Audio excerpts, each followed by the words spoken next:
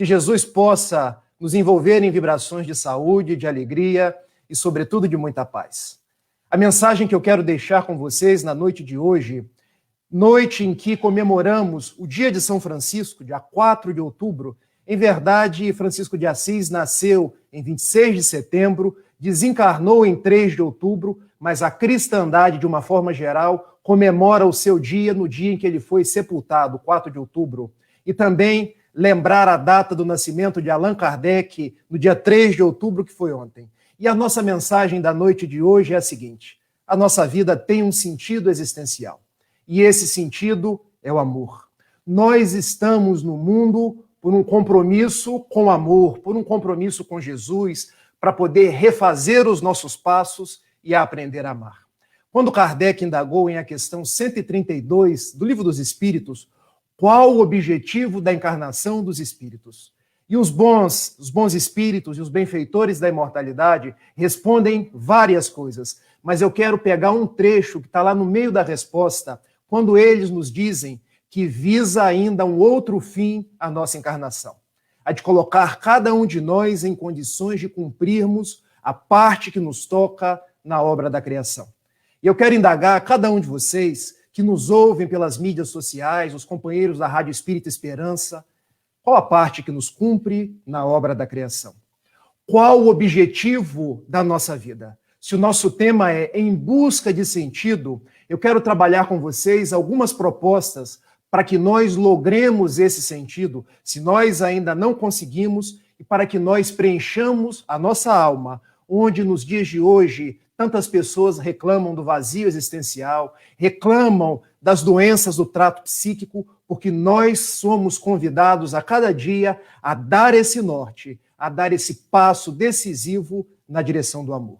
E quero fazê-lo de uma forma paulina, porque vou me mirar na vida de Paulo de Tarso para poder entretecer alguns comentários, algumas situações, buscando neste livro notável, que eu acredito que muitos já tenham lido, e quem ainda não leu, fica o convite para a leitura, porque é a obra magnânima da psicografia de Francisco Cândido Xavier, o benfeitor Emmanuel, quando nos narra traços do cristianismo primitivo e, sobretudo, a vida de dois mártires, Paulo e Estevão. E eu quero relembrar aquele momento decisivo em que Paulo, percorrendo a estrada de Damasco, ele ia em direção àquela cidade de Damasco para encontrar-se com Ananias, porque na sua concepção, Ananias era o responsável pela desencarnação da sua doce Abigail. E ele toma de alguns cavalos não, gente, vamos situar a história, ele toma de alguns camelos e percorre aquele deserto escaldante, aquele deserto quente, junto com alguns homens do Sinédrio, para chegar até a cidade e poder matar Ananias. Quando no meio do caminho, ele é tisnado pelos raios do sol, o seu camelo empina, ele cai para trás, e à sua frente ele vê aquele que é o nosso modelo e guia, conforme a questão 625 do Livro dos Espíritos, e ele pergunta, já ficando enceguecido pela visão, quem és tu? E Jesus responde, eu sou Jesus a quem tu persegues. E ele faz a célebre pergunta, que queres que eu faça? Mas Jesus não lhe responde de inopino, Jesus lhe dá um direcionamento, uma situação. Entra na cidade, e lá lhe será dito o que deves fazer.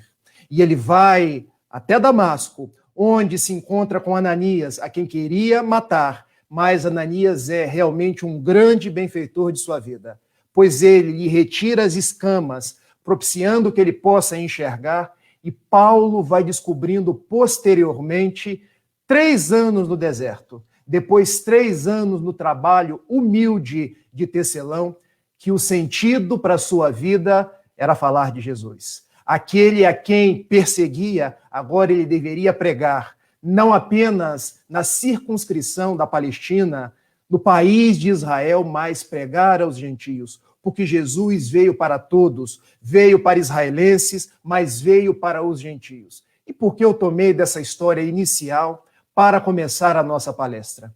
Porque se pararmos para pensar, nós também tomamos um verdadeiro tombo do camelo nesses dias. porque a pandemia do coronavírus tirou-nos do habitual das nossas atividades. Nós não podemos mais ir no nosso colégio, não podemos mais ir na nossa faculdade, nós não tivemos condição de ir na nossa academia, de entretecer as nossas atividades do cotidiano.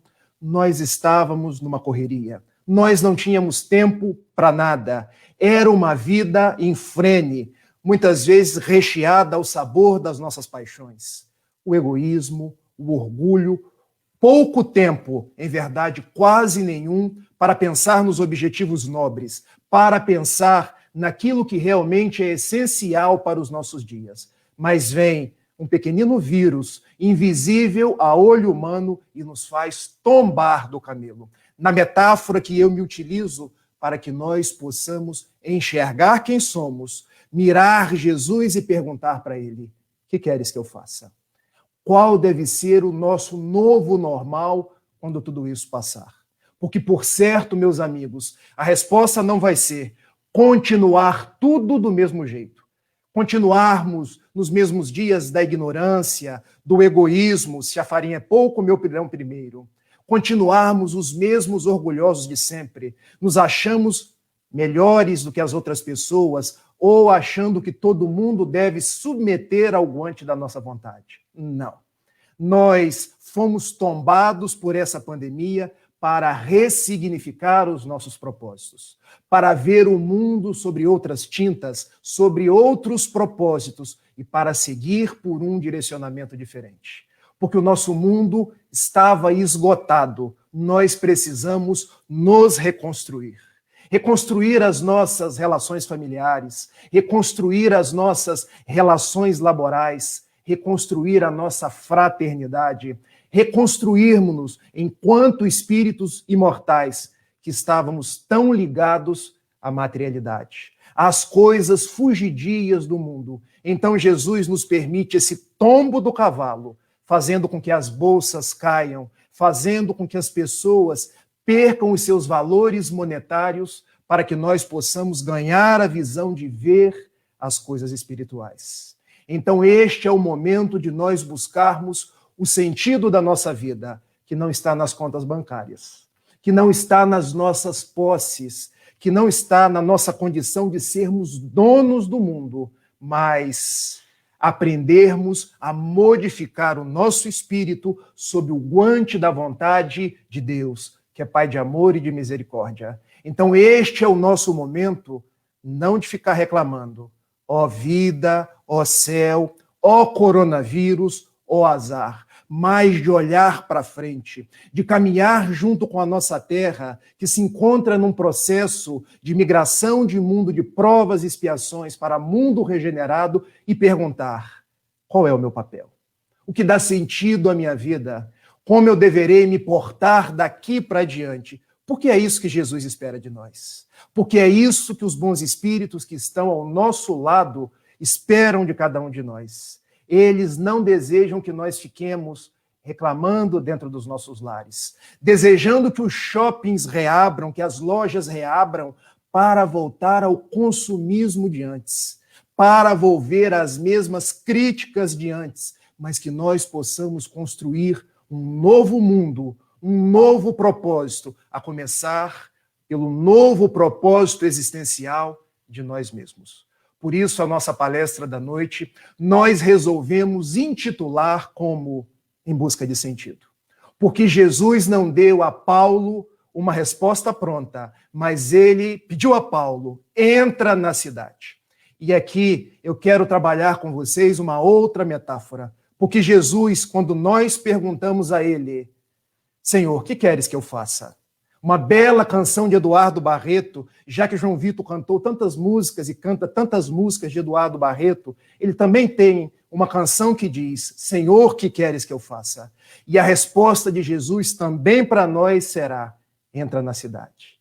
Só que a cidade não é mais a Damasco, uma cidade física, uma cidade palpável, é a cidade do nosso íntimo. É esse mergulho existencial, é esse autodescobrimento para nós nos darmos conta de quem nós somos, quais são os nossos valores, o que dá sentido à nossa existência e podermos seguir em frente. E, por certo, nós também precisaremos do deserto, o deserto de Palmira, onde Paulo ficou 3 anos. E o que é o deserto? São as nossas reflexões. É a cabeça que se coloca no travesseiro de noite e começa a pensar: será que eu tenho sido paciente com as pessoas? Será que eu tenho amado as pessoas ou apontado o dedo em riste para elas? E os meus familiares? Será que eles estão como invisíveis dentro dos meus lares ou eles fazem parte da minha vida e a minha sociedade? Será que eu estou ajudando a construir um mundo melhor, um Brasil melhor, ou eu engrosso o coro das reclamações, o coro das lamentações, o coro das fake news? Qual é a minha parte? E, por certo, também nós precisaremos passar por aqueles 3 anos que Paulo, retornando a Tarso, ele trabalhou como humilde tecelão. Porque nós não precisamos fazer nada grandioso, mas podemos tornar grandiosa aquilo de simples que nós fazemos. Podemos ser bons pais, boas mães, bons irmãos, bons trabalhadores dentro do nosso ambiente de trabalho, bons frequentadores da casa espírita, bons colegas, boas pessoas que agem com outras pessoas no mundo. Daí, a vida de Paulo de Tarso é para cada um de nós um exemplo de como nós lograrmos um sentido, perguntando a Jesus o que queres que nós façamos, fazendo esse mergulho existencial e nos colocando a agir. Porque devemos também passar o período das conjecturas e dar os nossos braços na ação do bem, na ação da construção do mundo melhor. Porque eu vejo muitas pessoas ansiando pelo mundo melhor, ansiando por um Brasil melhor, mas depende de cada um de nós. Depende das nossas atitudes. Depende de nós empregarmos um sentido à nossa vida. E eu novamente pergunto a vocês: qual o sentido das vossas vidas? Qual a parte que vos toca na obra da criação? Porque eu tenho certeza, quando eu ouço o mestre Robinho cantando, ele dá um sentido à sua vida cantando músicas espíritas, músicas populares. E quem quiser pode ir lá, porque ele tem um canal no YouTube, ele coloca as suas canções no Facebook. Eu tenho certeza que João Vitor cumpre a parte que ele toca na obra da criação, cantando, fazendo esses momentos pré-reunião do Paz e Harmonia. Eu tenho descoberto como fazer a minha parte, dar um sentido à minha vida, conversando com vocês. Porque eu não me sinto um palestrante. Eu me sinto uma pessoa que converso de coração para coração. Uma pessoa que está sempre no afã de ajudar, no afã de servir, no afã de esticar uma mão, assim como os benfeitores me esticam outras mãos. E nós o que fazemos? Marina, minha tia Marina Alberoni, aqui de Niterói, dá sentido à sua vida, cuidando da família, mas ela vai no grupo da fé, ela vai na União das Mocidades Espíritas de Niterói descascar mantimentos para aqueles que são as misérias ocultas, que muitos de nós não enxergamos nas ruas, possam tomar sopa, possam se alimentar. Me lembrando agora o padre Júlio Lancelotti, quando muitos na cidade de São Paulo não gostam nem de falar que existe uma Cracolândia, é para lá que ele vai. Dar barbeador, dar roupa, dar do seu tempo para ouvir outras pessoas que do mundo só recebem reproche. Ah, mas eles são drogados, mas também são filhos de Deus. Qual o sentido da nossa existência? E muitos de vocês poderiam estar se perguntando assim: Rafael, mas eu não sei cantar. Eu não vou fazer sopra para ninguém. Eu não sei fazer palestra espírita. E eu poderia te perguntar, mas você sabe sorrir? Você sabe sorrir? Você pode alegrar a vida de muita gente, porque como já dizia uma música do nosso Boechat, sorria sempre, porque o nosso sorriso preenche a vida de outras pessoas. Você pode alegar outras pessoas conversando com elas. Há tanta gente que precisa ser ouvida, há tanta gente que precisa ser abraçada. Rafael, mas como eu vou abraçar pessoas nesses dias de recolhimento social? Nosso abraço não precisa ser físico. Nosso abraço ele pode ser fluídico. E há um gênio da Renascença italiana, Leonardo da Vinci, que nos diz que para estar próximos, nós não precisamos estar pertos, mas nós podemos estar dentro. Porque quando estabelecemos essas curvas de ternura com as pessoas, nossos abraços se dão de forma ainda mais intensa. Porque às vezes nós nos beijamos, e já perceberam como se dão aqueles beijos das pessoas mais antigas? É aquele beijo que fica no ar, nem encosta. Mas às vezes, mesmo de longe, eu mando um beijo para vocês pelas redes sociais. E esse beijo vai com tanta afetividade, vai com tanta emoção, que eu estou cumprindo a minha parte. Eu posso cumprir a minha parte como a Luísa, e eu gosto muito de citar a Luísa. A Luísa é a minha cunhada, porque ela cuida dos animais, ela cuida da família dela, e eu tenho certeza. A sua mente está tão preenchida de valores nobres, valores que ornam a nossa existência, que não tem tempo para sentir tristeza, que não tem tempo para ser visitada por qualquer tipo de dificuldade orgânica ou psíquica. Nós estamos no mundo por um compromisso de amor, para estabelecer essas curvas de afetividade com os animais, com a natureza, com as outras pessoas. Como dizia o João Vitor no momento das suas músicas, sem perguntar até quando. Sem saber e perguntar se a pessoa é chata, se a pessoa é do meu agrado, porque o outro, ele está no seu melhor momento. Ele se apresenta e se aparenta para nós com as suas melhores possibilidades. Então, começamos agora a trabalhar alguns conceitos paulinos para aqueles que ainda não encontraram esse sentido existencial, nós possamos, em rápidas pinceladas, dar esse sentido, ou pelo menos estudarmos juntos alguns propósitos. Porque Paulo, num primeiro momento, na sua carta aos Tessalonicenses, capítulo 5, versículo 18, ele nos diz assim: em tudo dai graças. Será que nós em tudo damos graça? Ou só damos graça, ou só agradecemos quando as coisas estão boas? Porque eu conheço muita gente, e eu posso me inserir no grupo dessa gente que eu conheço, porque é muito fácil falar das pessoas. Melhor é quando nós nos inserimos e tomamos a lição para nós mesmos. Porque quando um orador espírita fala, os ouvidos que estão mais próximos da sua boca são os dele próprio. Já pararam para pensar isso? Porque é o primeiro que tem que aprender. Se queremos dar um norte à nossa existência, devemos agradecer por tudo. Se os dias são bons, porque eu já faço por merecer essa bênção do alto. Se os dias são difíceis, é porque eu estou precisando desse aprendizado. Então, que eu veja a dor, que eu veja a aflição como pontes para dias melhores, como aquela prova do colégio para que eu possa avançar. E vocês sabem que eu gosto de contar histórias. E um dia, Divaldo Pereira Franco, terminando a sua pregação, ele foi se deitar. E ele nunca deixou que um dia se despedisse sem fazer a sua oração. E ele: eu agradeço, meu Senhor, pelo dia de hoje, agradeço por todas as oportunidades recebidas e peço que me dê uma boa noite de sono.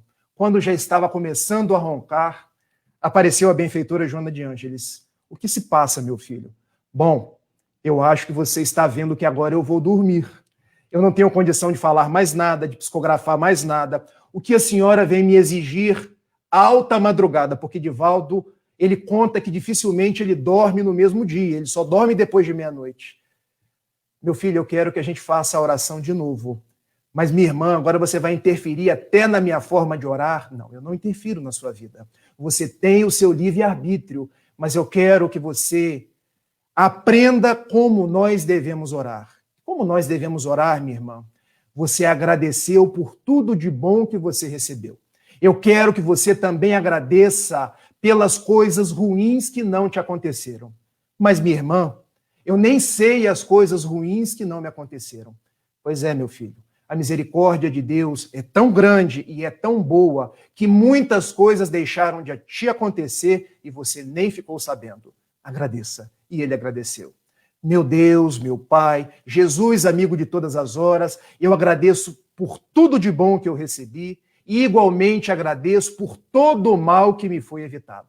E quando já estava indo roncar novamente, meu filho, ainda não acabamos a oração, mas minha irmã, ter guia mulher é difícil, porque você, além de mulher, é freira. Então, coitado de mim, naquela expressão jocosa de Divaldo Franco. O que é, minha irmã?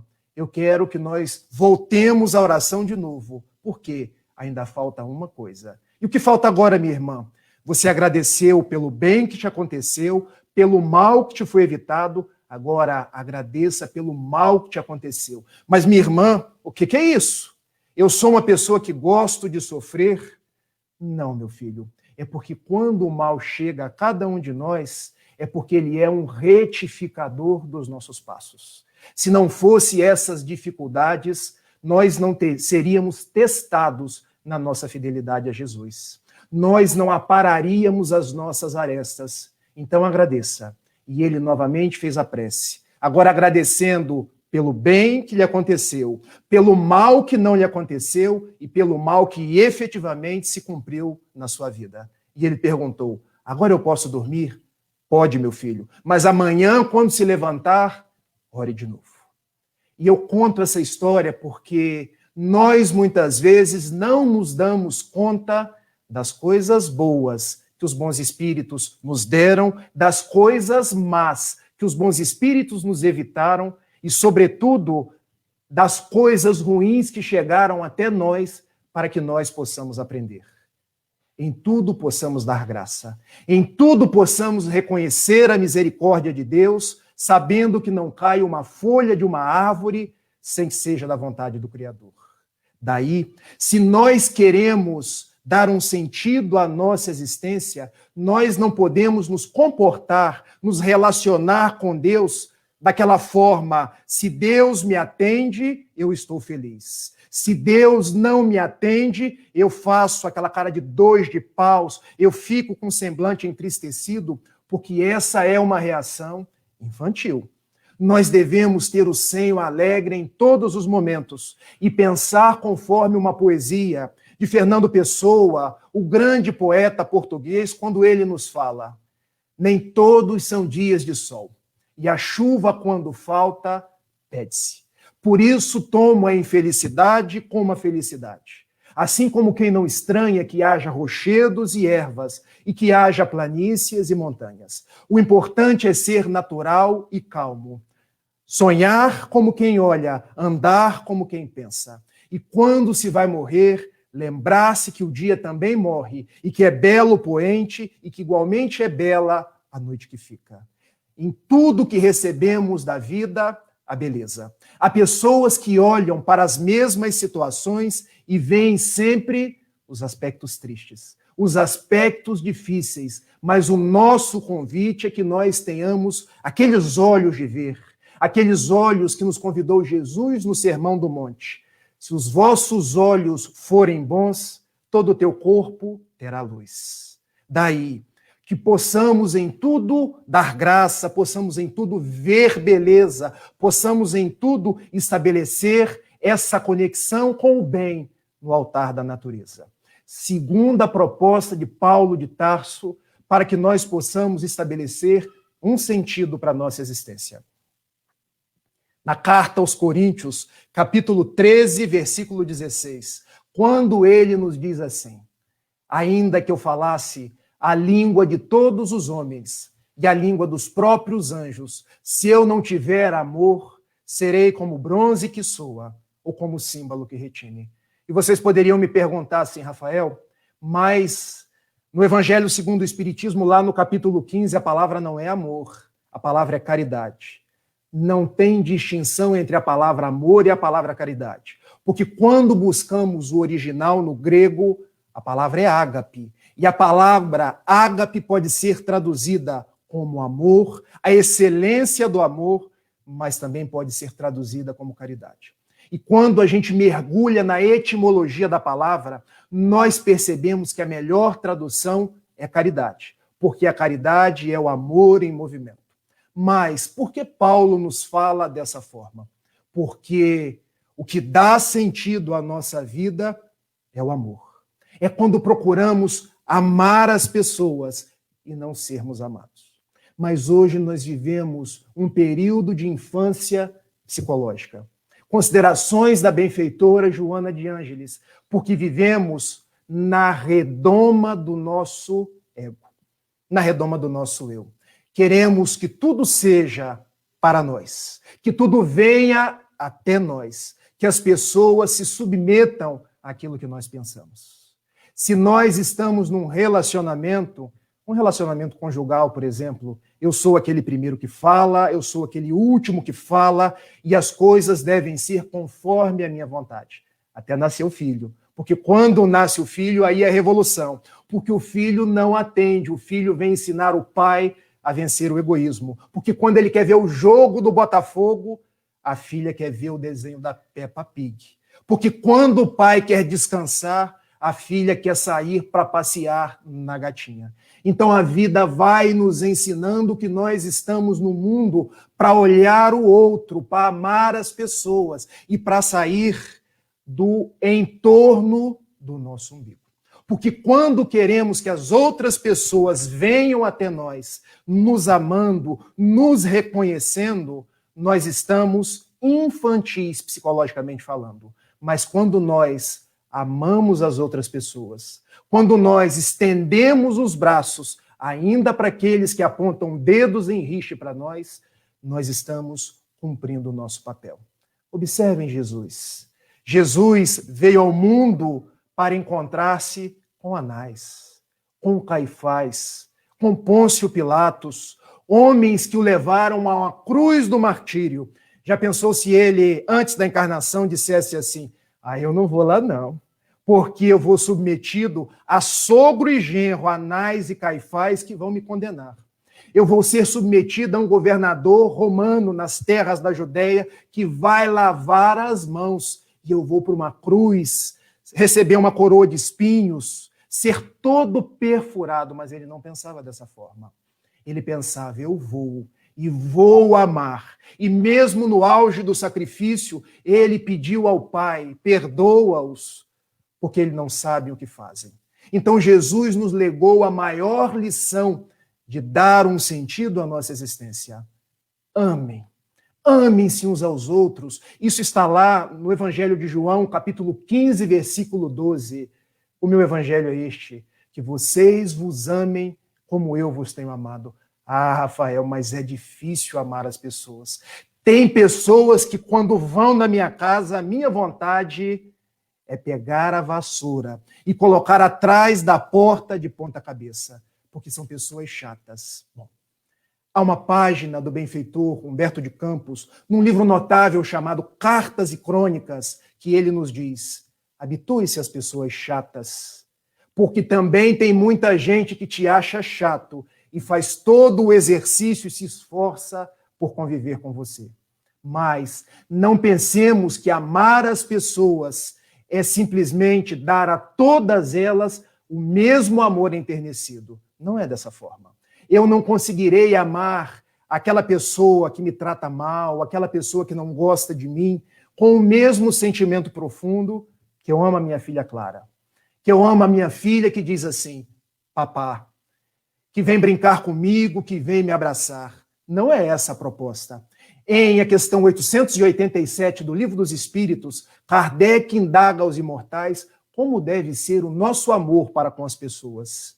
E a resposta nos vem: aqueles que vocês amam, o amor será profundo. Mas aqueles que vocês ainda têm dificuldades, a proposta é que vocês renunciem à vingança, que vocês perdoem, que vocês devolvam o mal que eles lhes fazem com o bem. E aí nós nos damos conta que Jesus, quando veio ter no mundo, foi o protótipo do amor. E o que ele mais nos ensinou foi amar. E a própria vida de Paulo de Tarso, de Saulo, porque Saulo é uma palavra no hebraico que quer dizer orgulhoso. E depois ele se converte em Paulo, uma palavra no latim que quer dizer pequeno. O que dá sentido à nossa vida, então, é sairmos da posição de Saulo, orgulhosos, para nos tornarmos Paulo, pequenos. E como a gente faz esse percurso? Amando. Amando sem perguntar até quando. Amando como Madre Teresa de Calcutá. Um dia foram perguntar até ela: o que é o amor para você?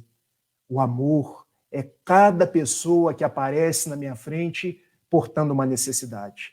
Porque eu não faço juízo se aquela necessidade é porque ela agiu assim ou daquele jeito. Eu simplesmente cuido dela, porque cuidando dela, eu estou amando. Eu quero ser um lápis na mão de Deus, porque Deus escreve e eu ajo no mundo. E Madre Teresa de Calcutá tirava pessoas da lata do lixo na Índia. Então que nós possamos ser esses artífices do amor, porque aquele que não ama, conforme a carta de Paulo, pode ser comparado ao bronze que soa, ao símbolo que retine. Quando nós mergulhamos nas citações bíblicas, nas citações evangélicas, nós devemos nos acostumar com os símbolos, com as metáforas. O que quer dizer um bronze que soa, um símbolo que retine? Que quando a gente não ama, nós nos fazemos tal qual um objeto que perdeu o seu valor. Um objeto que não tem mais a sua utilidade. Um relógio que não trabalha. Um utensílio doméstico que deixou de funcionar. Nós estamos no mundo, então, para amar. Mas Paulo de Tarso nos dá algumas outras considerações que nós vamos avançando, porque o relógio aqui, ele tem pilha Duracell. A gente não fala quase nada e ele já está dizendo, olha, já viramos o cabo da Boa Esperança. Você tem mais 30 minutos. Porque quando ele fala na segunda epístola a Timóteo, capítulo 4, versículo 7, ele nos diz: combati o bom combate, acabei a carreira, guardei a fé.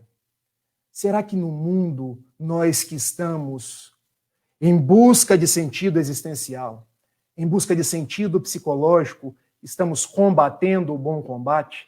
Ah, Rafael, o que é combater o bom combate? É sair brigando com as pessoas, é sair me alistando no exército para que eu possa, em eventual convocação, servir a minha pátria? Não. Combater o bom combate é aquele que nós combatemos nas arenas íntimas, nas arenas onde nós encontramos dois vícios principais, o orgulho e o egoísmo, e outros filhos que lhes são afins, a impaciência, a concupiscência, o sentimento que nos faz olhar o outro como adversário, não como irmão.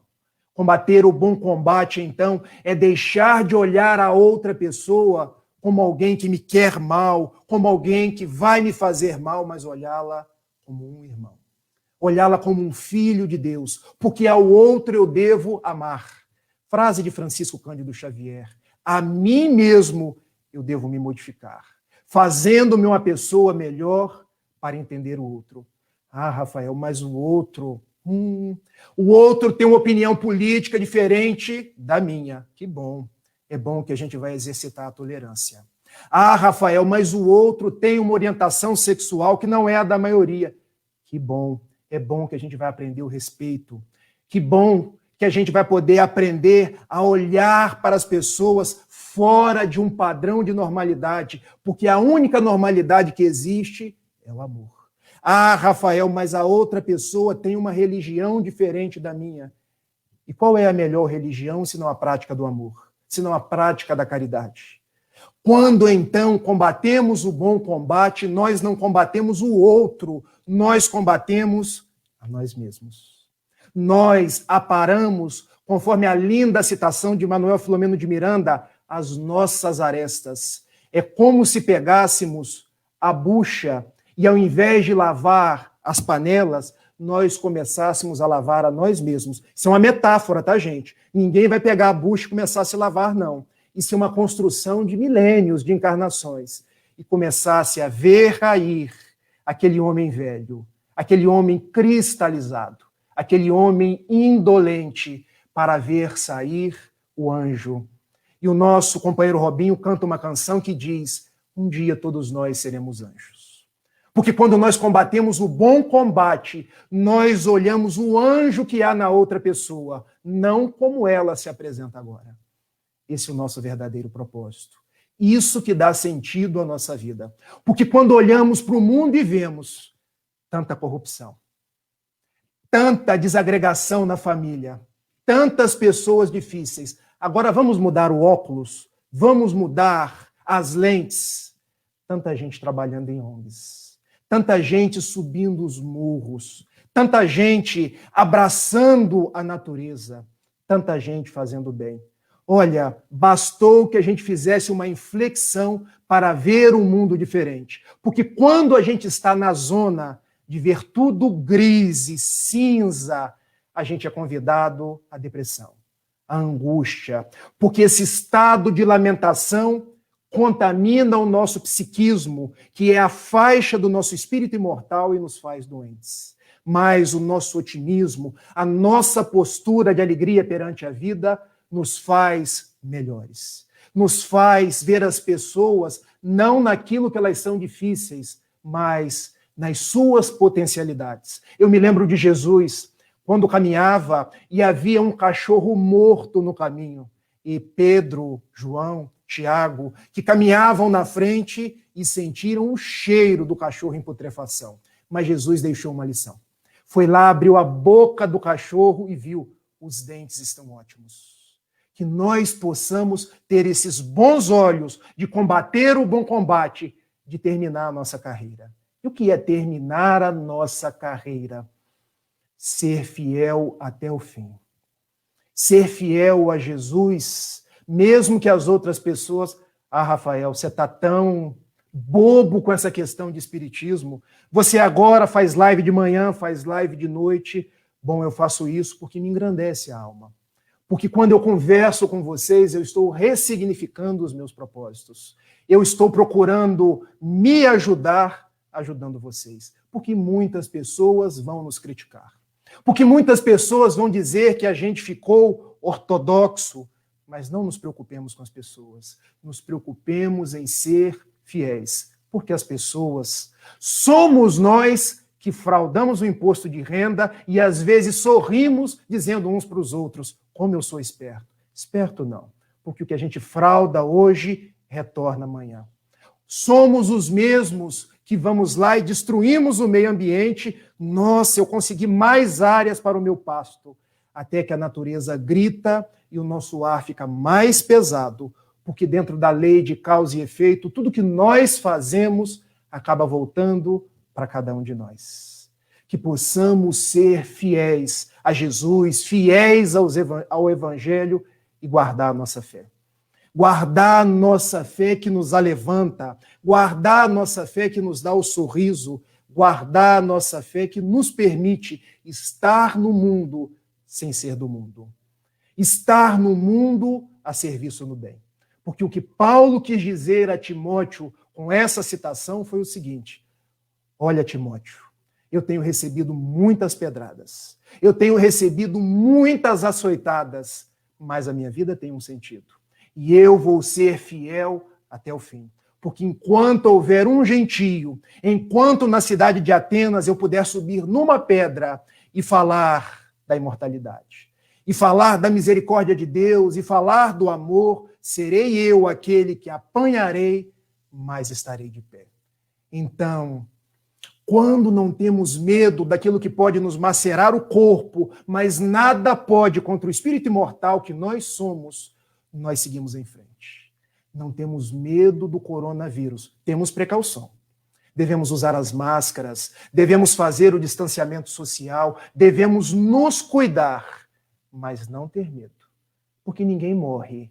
Quando nós desencarnamos, nós retornamos para a verdadeira pátria. E ninguém desencarna antes do tempo, porque senão Jesus e Deus seriam injustos. Como ele é a suprema justiça e a suprema perfeição, se está desencarnando é porque está na hora certa. É porque está na hora de retornar. Então Paulo é o exemplo daquele que achou o seu fanal e seguiu em frente. Mas, numa quarta proposição, ele nos diz em Filipenses, tudo posso naquele que me fortalece. Capítulo 4, versículo 13. Porque ninguém consegue estabelecer um sentido para a sua vida sem Jesus. Ele é o sentido maior das nossas existências. Ninguém consegue caminhar no mundo sem esse sentido de religiosidade, sem a presença amorosa de Jesus e dos benfeitores espirituais. Eu vejo tantos amigos, eu vejo tantas pessoas que olham para a religião e dizem assim: ah, mas Jesus, ah, mas Deus, isso está tão distante de nós. Aí quando vêm as dificuldades, Rafael, ora por mim, oro sim, e orarei para que Jesus te abençoe. Recentemente agora eu recebi uma ligação. Era um primo meu de Bom Jesus do Itabapoana, chamado Bruno. Eu tenho uma tia que me ajudou muito nos períodos mais difíceis da minha existência. Quando, aos 18 anos, eu estava lá, quase que num ímpeto suicida, com dificuldades para estudar, com dificuldades dentro do meu ambiente familiar, eram problemas obsessivos, eram problemas psiquiátricos, mas a minha tia sumérica, a minha tia Bé, como nós chamávamos no popular, no abraço de cada final de semana, ela está com mal de Parkinson, está também com Alzheimer e foi internada já com 50% do seu estômago tomado. Não importa se é Covid, se não é Covid, mas todos já prenunciam a sua desencarnação. E o meu primo ligou para mim e disse: você pode orar, Rafael? Com certeza. Orarei por ela, orarei pelo nosso tio, orarei por todos vocês. Rafael, eu quero te dizer uma coisa. Eu te respeito enquanto cristão e enquanto espírita. E as lágrimas começaram a rolar, porque o meu primo sempre foi uma pessoa que não acreditou no espiritismo, que era refratário à religião, mas quando a dor veio, ele me pediu para orar. Quando a dor veio, ele disse para mim: eu acredito em Jesus. Eu acredito nos bons espíritos. E eu tenho certeza que se mamãe desencarnar, ela será recebida por esses anjos, não sei se espíritos, o que seja. Eu só te peço, ore, meu primo. Ore e continue falando de Jesus. Continue falando do espiritismo, porque hoje eu recorro a você. Então são nesses momentos que eu agasalho no meu coração a certeza de que nós estamos no caminho. De que muitas vezes, quando o mundo está na fase do sucesso, com todo mundo bem, com todo mundo se refestelando com o tesouro, com o canto da sereia das glórias do mundo, as pessoas não se aproximam de Jesus. Mas quando vem o coronavírus, quando vem as dificuldades, são as músicas do João Vitor, são as músicas do Robinho, são as nossas palavras, ainda que trôpegas, são as nossas orações, é a nossa espiritualidade que vai dando um sentido às pessoas que veem os seus entes queridos sendo chamados de volta. Não por outra razão, o benfeitor Emmanuel, que faz o prefácio do livro Nosso Lar, ele tem uma frase que vale a pena ler Nosso Lar 500 vezes, só para ler o prefácio de Emmanuel. Quando Emmanuel nos diz assim: nós precisamos do espiritismo, nós precisamos do espiritualismo, mas, muito mais que do espiritismo, muito mais que do espiritualismo, nós precisamos de espiritualidade. Nós precisamos crer que fora dessa matéria orgânica, dessa voz que hoje vos fala, há um espírito. Que nós nos encontraremos, que o João Vitor tocará no além, que eu e Robinho manteremos as nossas amizades no al di là em italiano, como dizia o nosso amigo José Raul Teixeira. Essa é a nossa grande certeza. Então nós precisamos, desde hoje, viver o espírito mortal. E sabedores dessa imortalidade, dar esse sentido de levar essa espiritualidade às outras pessoas que estão desempregadas, mas vão se empregar novamente. Que estão sem comida, mas nós podemos ajudar. E, sobretudo, dizer para elas que o grande pão não é o que alimenta o corpo, mas o que alimenta a alma. Há pessoas que têm mesas faustosas, verdadeiros banquetes, mas outras que não têm absolutamente nada. Não têm sequer um pedaço de pão para dar a uma criança. Eu passava aqui pela rua Otávio Carneiro, semana passada, quando uma mãe com uma criança de 1 ano e 11 meses, uma menina linda, mas toda mordida por mosquitos, ela olhou para mim e disse, me ajuda. E quando olhei para aquela criança, eu me lembrei da minha filha. E o meu coração disse, que adianta eu fazer palestras se eu não consigo olhar para essa mãe, para essa criança. Eu fui até ela e ela me disse, meu filho, eu não tenho nada. Meu filho, a minha filha sofre por causa de mim. Me ajude, por favor. E eu olhei para Gabriele, Rafael, vamos ajudar essa moça. E nós viemos em casa e Gabriele, num ímpeto de caridade, colocava leite, colocava roupinha, colocava alimentos, e eu, com aqueles braços, fui levando para aquela moça e pensando na minha cabeça, nós estamos no mundo para isso, para servir uns aos outros. E quando eu entreguei, ela me deu aquele sorriso e a criança olhou para mim e deu aquele sorriso e eu, muito obrigado, Senhor.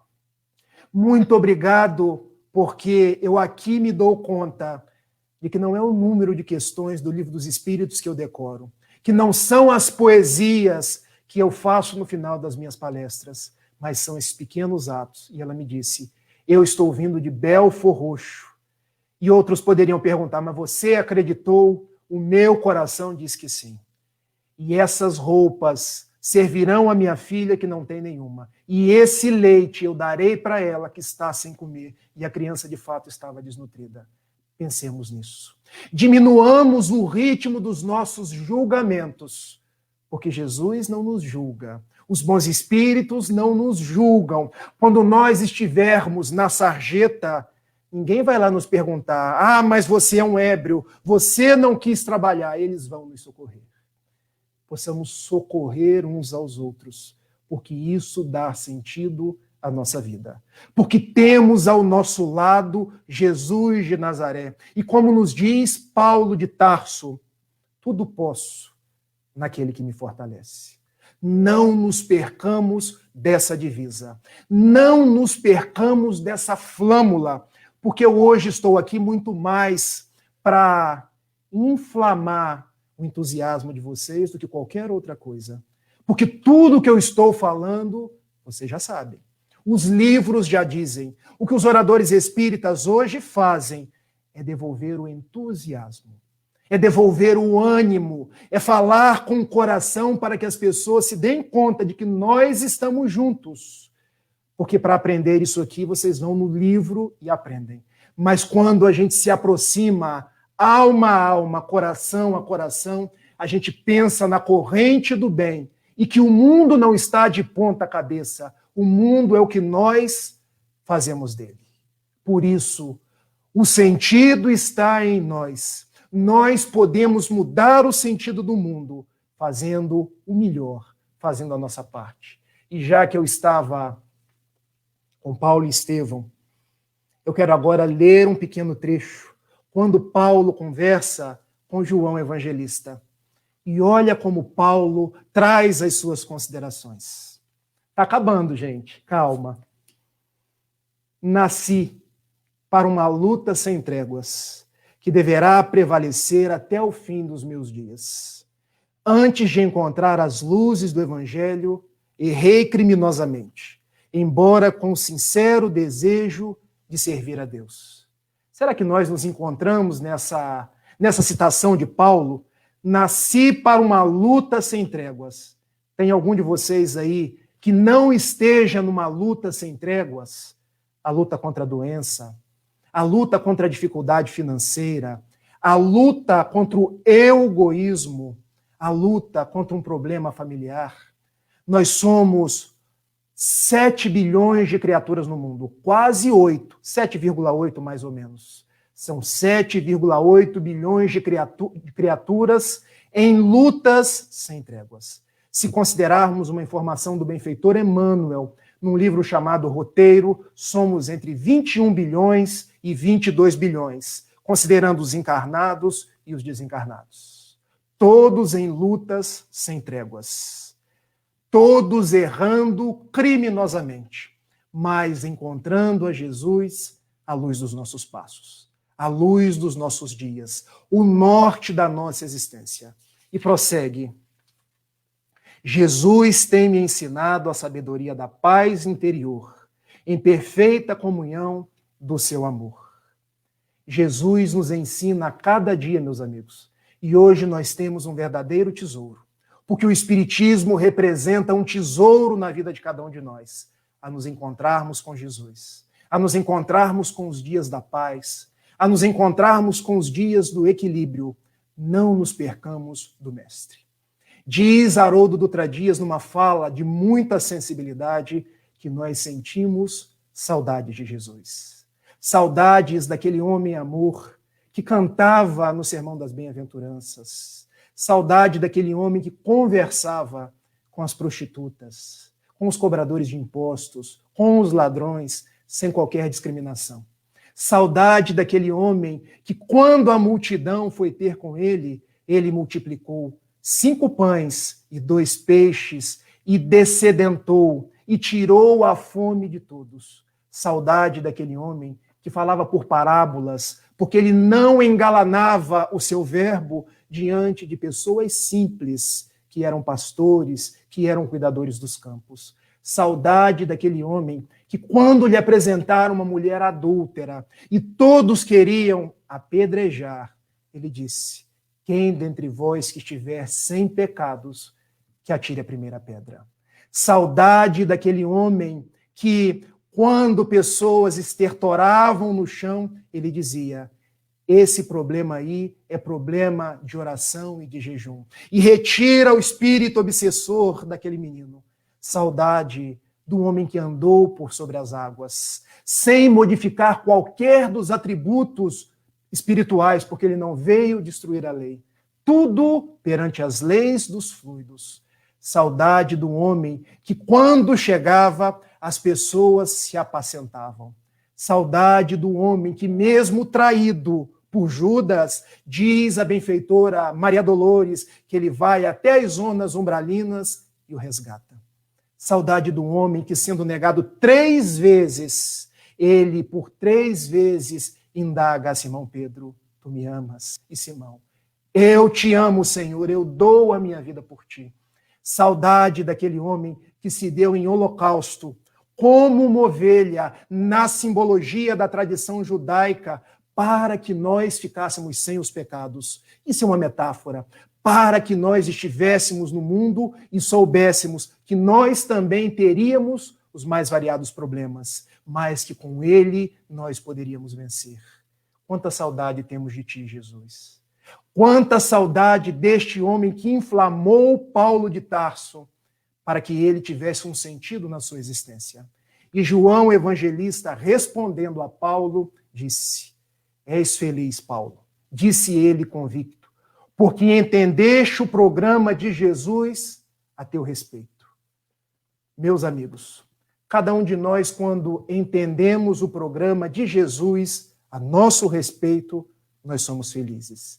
E agora, no verdadeiro backtracking, voltando ao início da nossa palestra, eu pergunto para vocês: o que dá sentido à nossa existência? Qual o programa de Jesus nas nossas vidas? Qual a parte que nos toca na obra da criação? Eu trouxe algumas propostas. Nós meditamos na vida do apóstolo Paulo, mas as respostas vocês vão ter que entrar na cidade interior, vão ter que trabalhar na humildade dos vossos dias, porque na acústica de vossas almas, Jesus responde.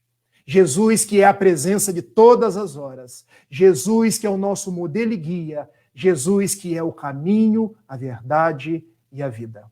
Que nós possamos sair desse encontro sabedores que nós nos amamos, que nós nos preocupamos uns com os outros, que nós formamos uma verdadeira ciranda daqueles que se ajudam, daqueles que seguem em frente. O nosso sentido, cada um terá o seu, cada um descobrirá o seu, mas o mais importante é que nós, também numa citação de Paulo, possamos prosseguir para o alvo, prosseguir para a frente, prosseguir para o alto e avante.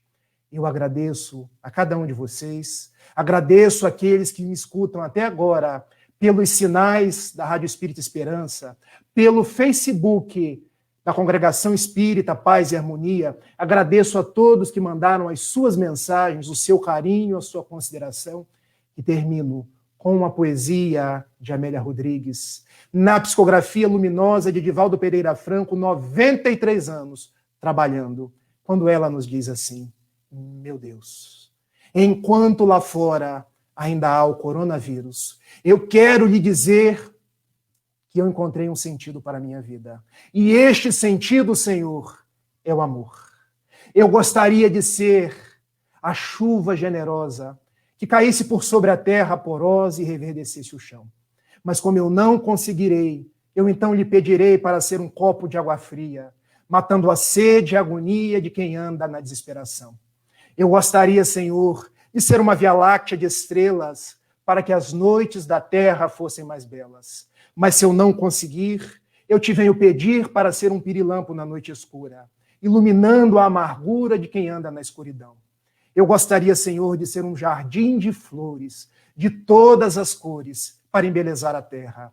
Mas na dor que minha alma encerra, se eu não puder ser um jardim, deixa-me ser uma rosa solitária, na fresta da montanha, colocando beleza no painel sobre a natureza. Eu gostaria, Senhor, de ser um trigal maduro, para repletar de pão a mesa da sociedade. Mas é demasiado para mim, então eu lhe peço para ser um único grão, que caindo no chão me multiplique num milhão e me converta em pão para a sociedade. Eu gostaria de ser artista, esteta, cantor, trovador, musicista ou orador, para falar da magia e da beleza da sua glória. Mas como nada sou, falta-me o verbo, falta-me a mestria. Então eu lhe peço para ser o companheiro da criatura deserdada, que segue caminhando pela estrada da alucinação, e dando-lhe a mão de sustento, eu lhe possa dizer: sou teu irmão e estou aqui. Muito obrigado, Senhor, porque nasci. Muito obrigado pelo teu amor. Muito obrigado, meus amigos, hoje e sempre, Senhor. Um grande beijo, tudo de bom e até a próxima. Tchau, tchau.